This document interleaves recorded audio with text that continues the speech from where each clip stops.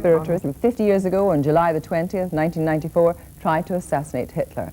Hitler survived the bomb. The plotters and many besides all paid the price of their failure. The occasion will be a reminder to today's Germans that not all their forebears at that time were Nazis. A welcome thought, perhaps, this year with the half-century commemoration of D-Day, from which our German allies of today found themselves excluded.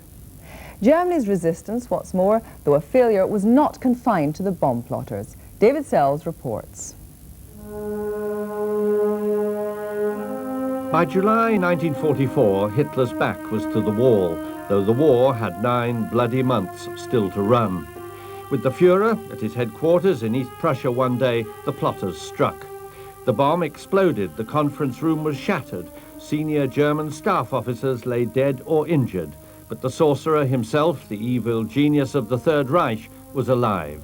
Hitler was bruised and burned, his eardrums battered, his right arm hurt, but only hours later he was at the local station to greet Mussolini, using his left arm a touch awkwardly to shake hands. The plot had failed.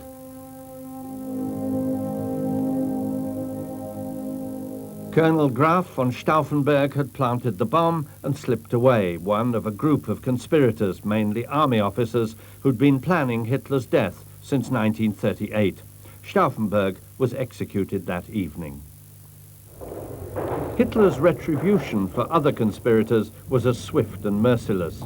His hanging judge, Roland Freisler, dispatched dozens of them to the gallows. All told, some 200 were arrested, tortured, and executed. A further 5,000, including their families, dispatched to concentration camps.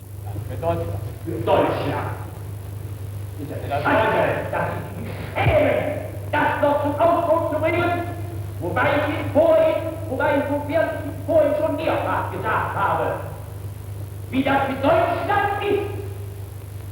Unsere Führer ist Deutschland. For the German resistance, which had tried in vain on sundry earlier occasions to assassinate the man one of them called the Arch-Fiend, July the 20th spelled a final defeat. Hitler dubbed them ambitious and criminal without consciences. History prefers to see them as a small ray of light in a dark era. I think the important thing for the young of Germany, if they know about the resistance that there was to Hitler at all, and I think they know a little bit, is that these people existed. That they did anything at all is important. They knew themselves they had virtually no chance of succeeding, that they would almost certainly die, but they felt that they had to stand up and be counted because ultimately history would judge them. And ultimately, if anybody was going to redeem Germany from the horror of Nazism, it would be Germans who were prepared to publicly stand up against Hitler.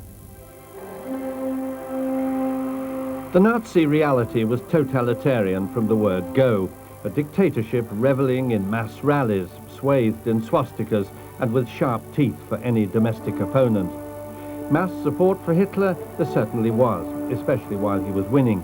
But there was opposition too, from German social democrats and communists, who fatally never reconciled their differences, from a handful of churchmen and diplomats, from army officers and students. The air was thick with Heil Hitlers, the land rancid with goose-stepping and Gestapo informers. The July plotters came closest to killing Hitler, but others opposed him. There was really a very widespread extent of individual resistance, but it was never seriously organized. There might be small groups of communist workers doing a bit of limited sabotage. There would be acts of individual heroism. Even if they were tiny acts, I think you would have to call them acts of heroism, because even if you said we're going to lose the war on a railway train and you were overheard on that train and reported, you could be executed. It was as tough as that. In 1943, at the age of 18, Franz Müller was jailed for 5 years by Judge Freisler for circulating anti-Nazi leaflets. He was a member of the White Rose group, students at Munich University. 6 of his friends and 1 professor were guillotined for anti-Nazi pamphleteering and buried in this Munich cemetery. A martyrdom he feels it is salutary to remember. I think it's very important, not in the question of heroes, but for the young Germans today. You know, our country is crowded not only with graves, also with concentration camps, memories and so on. They see it, but they don't see, and they didn't know 30, 40 years ago that there were other people in the country which opposed Hitler.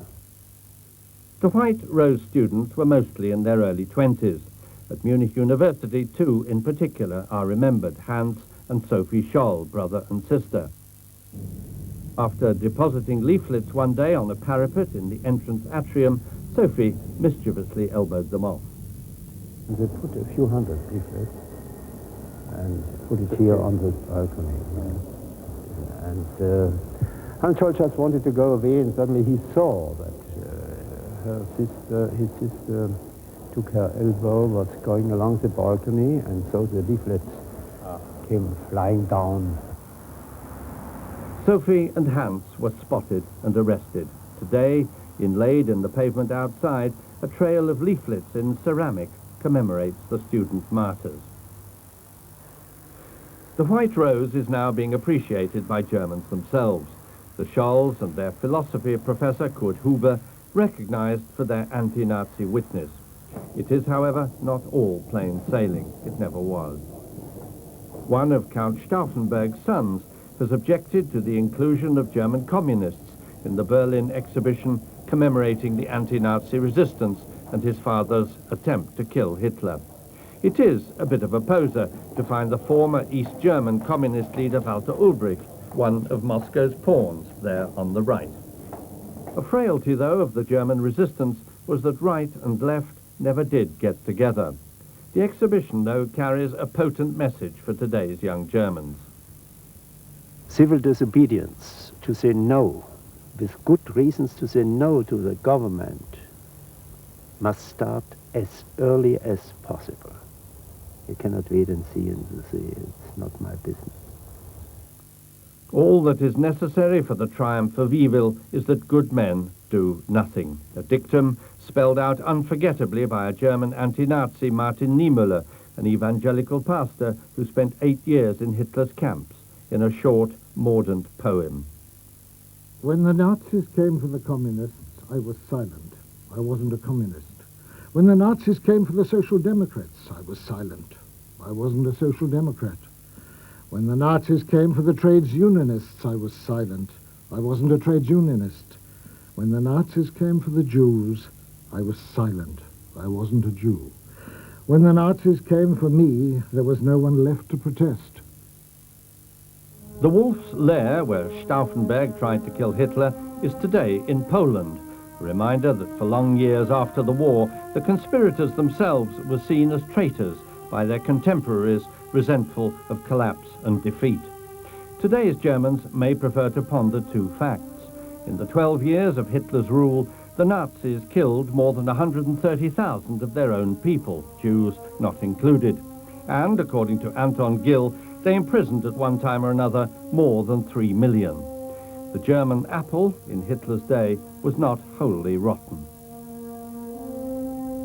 That report by David Sells. And a quick look at the papers. The Financial Times goes on Swan Hunter sent to close. The Daily Telegraph on seat belts. Daily Mail also school bus belt victory. Looking ahead now, the Times says